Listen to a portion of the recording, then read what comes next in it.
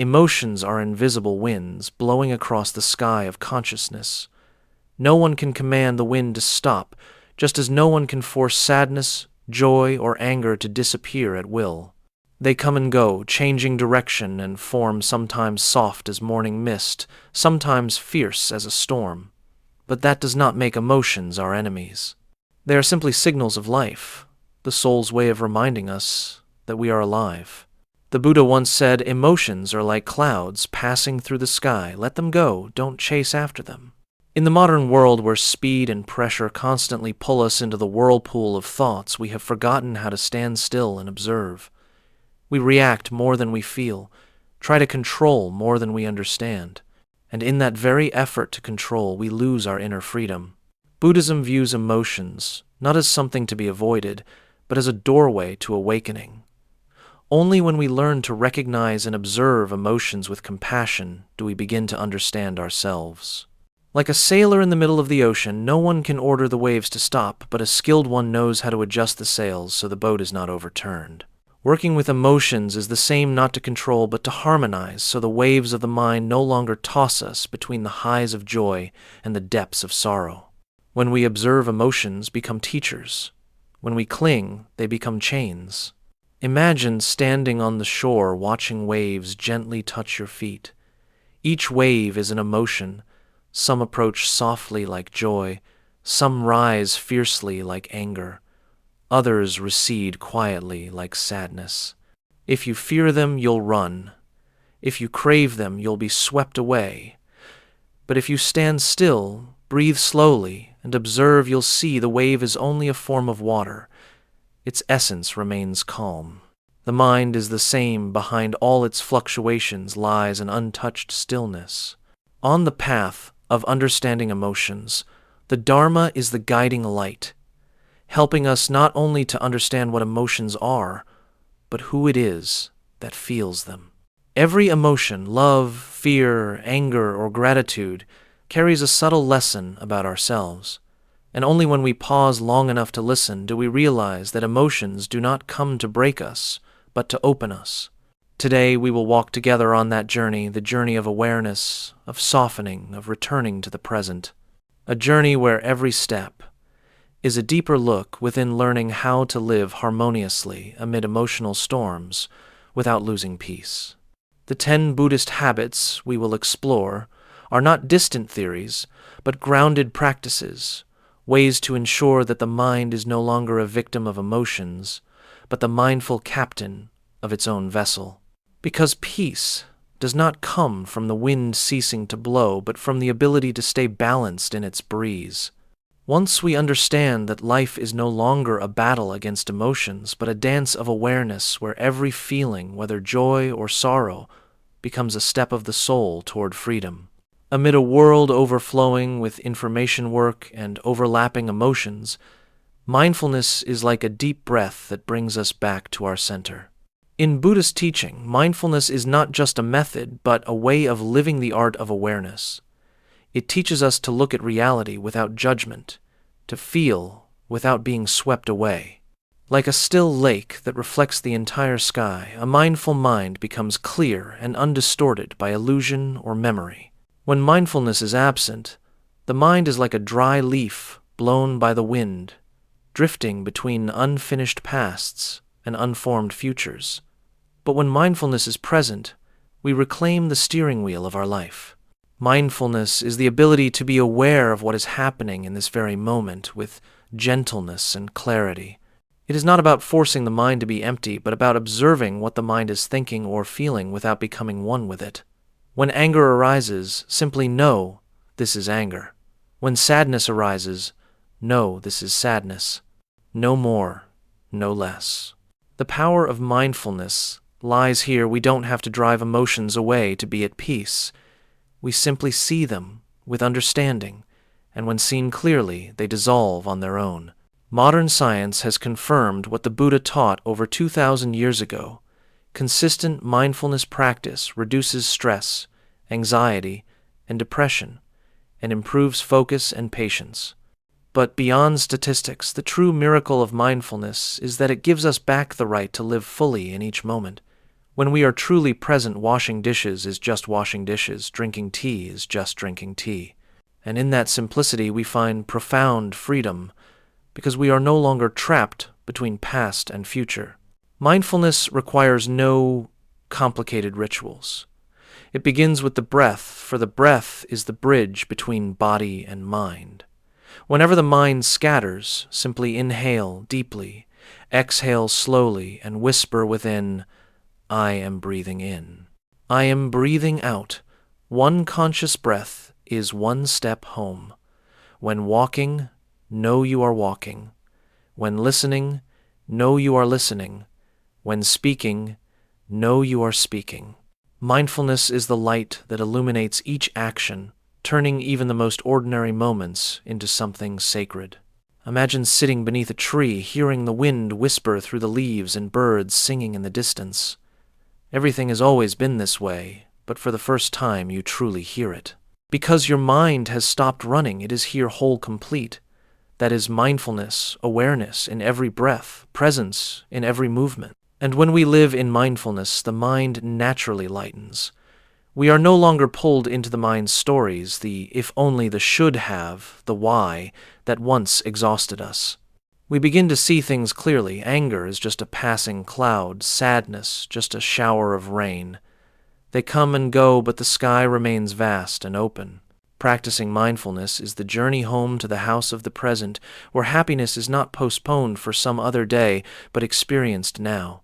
Just one breath, one deep look, one conscious step that is enough to begin. Because peace is not in where we are going, but in how we walk there. If mindfulness helps us see reality, clearly gratitude helps us see the hidden beauty within that reality. In Buddhist teaching, gratitude is not a polite gesture or a quick thank you, but a deep state of consciousness, a realization that everything we have is the result of countless interwoven causes and conditions. Gratitude is the art of seeing light even in the darkest corners, a way of opening our hearts to life instead of complaining about its imperfections. A person without gratitude lives like someone walking in the night, staring only at their own shadow. But a grateful person, even in adversity, can still see the moon reflected on the surface of the lake. In every breath, every step, every grain of rice lies the mark of countless lives. The air we breathe comes from the trees, the water we drink from the clouds, and even the smallest joys are gifts of existence. When we truly see this, everything around us, no matter how simple, becomes sacred. Gratitude transforms a mind of scarcity into a mind of abundance. When the mind keeps reaching outward in demand, it only perceives lack. But when it turns inward in appreciation, it realizes how much it already has. The Buddha once said, "No one is richer than the one who knows contentment, and no one is poorer than the one without gratitude." This subtle shift in perception can completely change our life's energy, from complaint to acceptance, from resistance to harmony, from suffering to peace. Begin with the smallest things. In the morning before leaving your bed, take a deep breath and say to yourself, "Thank you for letting me wake up today. Thank you that my legs can still walk, my eyes can still see the light, my heart is still beating with life." Don't wait for great blessings to be grateful for. Happiness is not found in the extraordinary. It is found in realizing that the ordinary is already precious. Each night write down 3 things you are grateful for. That day, it could be a stranger's smile, a cool breeze, or a quiet moment amid chaos. In doing so, you are training your mind to notice beauty amid disorder, teaching your brain to remember joy instead of worry. Buddhism teaches that gratitude is not only for pleasant things, but also for difficulties, for adversity is the strictest teacher helping us grow. When we can be grateful even for pain, we rise above the role of a victim and become a student of the way. Every challenge, every loss, is an opportunity to learn the lessons of impermanence and release. When gratitude becomes the breath of life, the colors of existence begin to change. We judge less, demand less, and naturally feel lighter. Gratitude expands the heart. It softens wounds, soothes comparisons, and makes every moment worth living. A grateful person does not need much, for they already see themselves as rich. And perhaps Gratitude is the highest form of mindfulness, complete awareness of the goodness present in this very moment. When we are grateful, we no longer seek happiness, we are living it. So each morning, open your eyes with a thank you, and each night, close your day with a smile. Life doesn't have to be perfect for us to be grateful. Once we are grateful, life itself becomes perfect. If gratitude opens our hearts to life, compassion opens our hearts to people. In Buddhist philosophy, compassion is not a fleeting feeling of sympathy. It is the wisdom of the heart, where understanding and love become one. Tu means to offer happiness. Bai means to relieve suffering. A compassionate person does not stop at feeling another's pain, but nurtures the deep wish to ease it. When compassion grows, the boundary between me and them dissolves. We begin to see that our happiness is inseparable from the happiness of others. The Buddha taught that compassion is the torch that lights the darkness of ignorance. When we look at others with compassion, we stop judging. We no longer see them as right or wrong, good or bad, but understand the root of their actions, suffering. Each person acts according to their level of awareness. Those who hurt others are themselves suffering, and their actions are expressions of ignorance and unhealed pain. When we understand this, our hearts soften naturally. Like water that does not choose where to flow, compassion does not choose whom to love. It reaches even those who have hurt us because we know they hurt, because they are hurting. Compassion also begins with ourselves. Many people easily show kindness to the world but are harsh toward themselves. They forgive others but punish themselves for every mistake. Yet no one can truly love others without first learning to love themselves. Self-compassion is not indulgence or self-excuse. It is the ability to recognize one's own pain and hold it with understanding. When we can gently say to ourselves, "It's okay, I'm only human, I'm still learning to live," at that very moment, the seed of compassion begins to sprout. Modern science now confirms what Buddhism has long understood. When we practice compassion, the regions of the brain associated with positive emotions activate. Cortisol, the stress hormone, decreases, the heartbeat slows, and feelings of connection and fulfillment increase. But beyond biology, compassion transforms the entire energy of our being. It softens our words, calms our actions, and warms our gaze. A compassionate person does not need to try to be good. They simply are, because the light of compassion naturally radiates from within. Try practicing metta meditation, the meditation of loving kindness. Sit quietly, breathe deeply, and repeat softly, "May I be happy, may I be healthy, may I be at peace." Then extend outward, "May all beings be happy, may all beings be at peace." As you repeat these words, not only does your own heart find ease, but the world around you seems to soften as well. Compassion is the silent power that heals wounds reason cannot reach. When our hearts are full of compassion, there is no room for hatred, envy, or fear. And in that space, we don't just live in the world, we become the place where the world is healed. For ultimately, the path of enlightenment is not only a journey of wisdom, but a journey of love. There is no root of suffering deeper than attachment. For whenever we cling to something, we simultaneously plant the fear of losing it. Buddhism teaches that all phenomena are impermanent. Everything changes. Everyone changes, and nothing in life belongs to us forever. Yet the ordinary mind wants to hold on to beauty, to resist decay, like someone clutching a flower to preserve its fragrance, and form the tighter they grasp, the quicker it withers. The truth is, only when we let go can beauty live fully in its natural rhythm. Letting go does not mean indifference or giving up. It means accepting the flow of life as it is. It is the wisdom of water, knowing how to flow toward the lowest point, yet reaching the deepest places. When we let go, the mind softens, and that softness becomes true strength. A stubborn person trying to control everything only exhausts themselves. But one who knows how to release does not run from suffering, nor do they let suffering imprison them. They look at their pain, smile, and allow it to drift away like a leaf floating down a stream. The root of attachment lies in the illusion that happiness comes from the outside, from people, possessions, or outcomes. But when those things change, the mind collapses with them. When we truly understand impermanence, we see that every moment is precious precisely because it will pass. And that awareness of transience allows us to love more deeply, to live more sincerely, because we no longer seek to hold, only to appreciate. The one who can say, "I am ready to let things go when the time comes," has already found true freedom. From letting go naturally arises forgiveness, a higher form of release, where we loosen not only what lies outside of us, but the burdens we carry within. Anger is like a burning coal. The one who holds it to throw at another is the first to be burned. Forgiveness is not forgetting nor excusing wrongdoing. It is choosing not to let the past define the present, choosing freedom over the chains of resentment. The Buddha once said, "Hatred is never appeased by hatred. It is appeased only by love."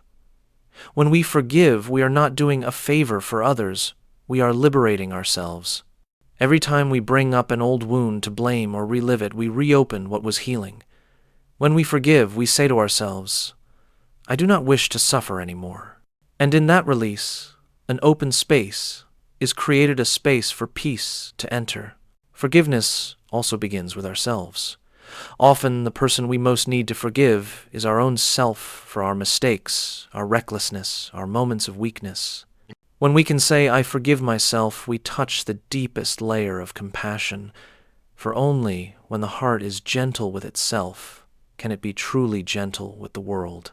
Imagine sitting still, placing your hand over your heart and whispering, "I let go, I forgive, I am free." With every breath, another knot unties. Gradually you feel lighter, clearer, more open. Letting go and forgiving do not make us weaker.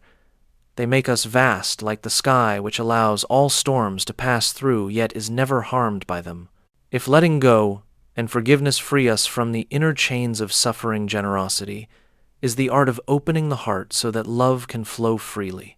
In Buddhism, dana, generosity, or giving, is not limited to material charity, but is the offering of the spirit, the willingness to release the self and connect deeply with all beings.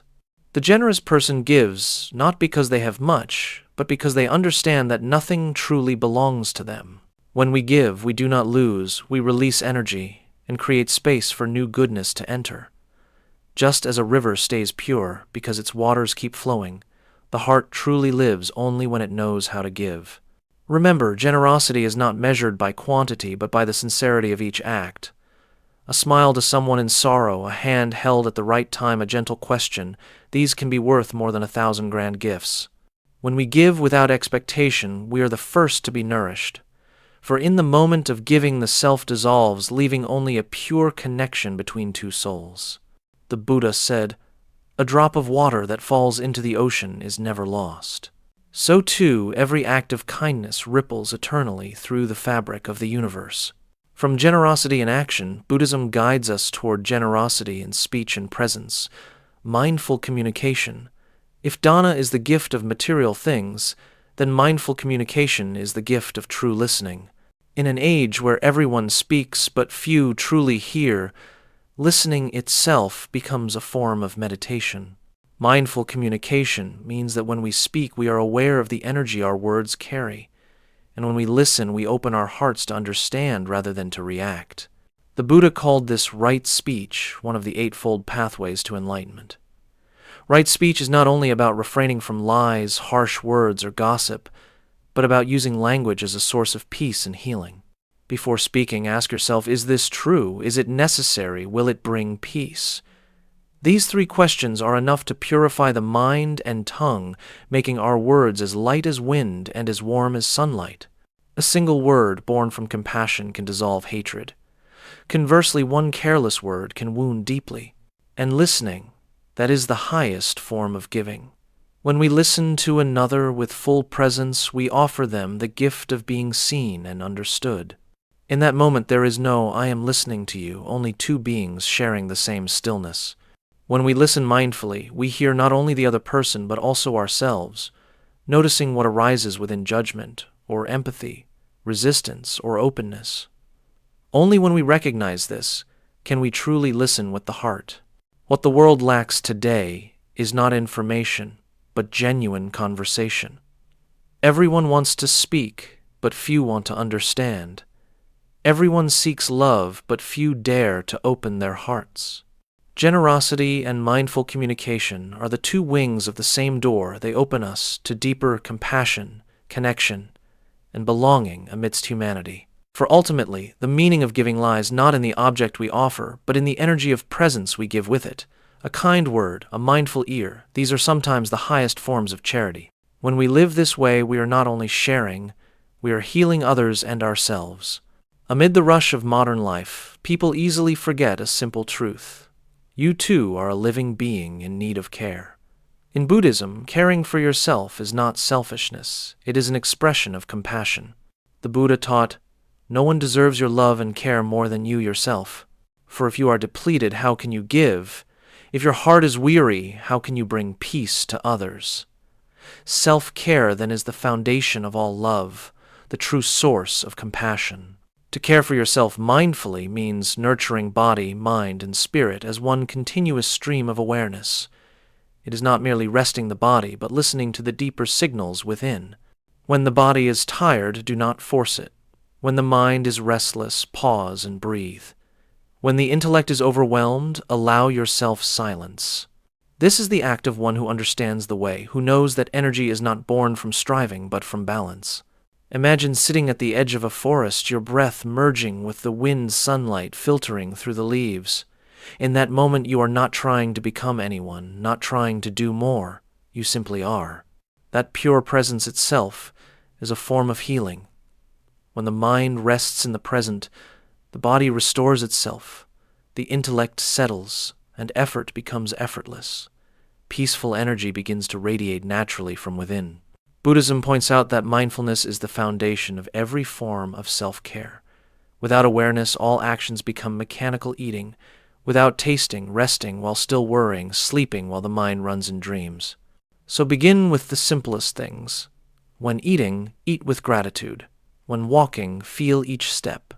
When drinking water, be aware of the stream nourishing life. These simple acts, done in awareness, nourish you more deeply than any therapy. Self-care also means knowing your boundaries. Sometimes kindness makes us forget our limits. We keep giving until we are empty. But true compassion is not sacrificing yourself to please others. It is keeping the lamp within you lit so you can guide others with its light. Learn to say no when needed, to rest when tired, to be silent when the mind is tangled. That is not weakness, it is wisdom. For one who knows how to care for themselves no longer fights against life, but flows with its rhythm. Build small rituals for yourself each day, a short morning meditation, a quiet cup of tea an hour away from your phone, an evening of writing down what you're grateful for. These small things are the golden threads that weave peace of mind. Peace does not come from distant travels, but from every act done with full presence. And when you care for yourself with mindfulness, you are not only healing yourself, you are planting a seed of awareness in the world. For one who is at peace radiates peace wherever they go.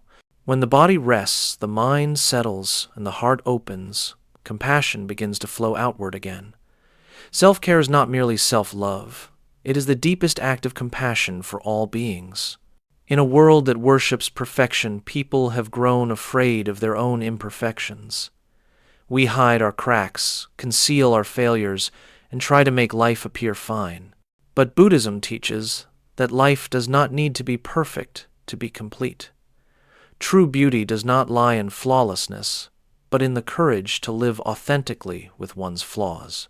Like the lotus that does not avoid the mud because of the mud it blooms, the awakened do not seek to remove their cracks. They learn to let the light pass through them.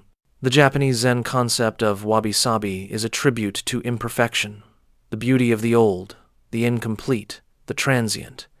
In every chip on a teacup, every fading leaf, lies the mark of time's movement, a quiet, profound beauty. Likewise, within each person are countless unfinished pieces. When we accept them, we no longer strain to become someone else. We allow ourselves to breathe, to air, to be in progress. And in that moment of accepting that we are still learning to live, peace appears. Perfection is an illusion created by the ego to avoid reality. It ensures we are never satisfied with ourselves, with others, with life. But looking deeply, we see everything in nature is impermanent, always becoming and dissolving. A flower does not regret when it wilts, because it knows wilting is part of blooming. The rainy season is not ugly for its gray skies, for it knows the earth is revived through rain. Likewise, when we can love even our incomplete selves, we become softer, kinder, more connected to all. Embracing imperfection is also learning to forgive ourselves. For years we have carried silent verdicts. I'm not good enough. I failed. I should have done better. Those judgments wither the soul. Self-forgiveness does not mean shirking responsibility. It means recognizing that we too are human, growing, correcting, continuing. When we stop judging ourselves, we stop judging others. From that place, true compassion blooms. Try to see life through the eyes of an observer, not a judge. Every mistake is a lesson, every scar a chapter of growth. Every failure comes not to defeat us, but to teach patience and humility. In stillness, you will realize you never needed to be perfect, only fully present in each moment.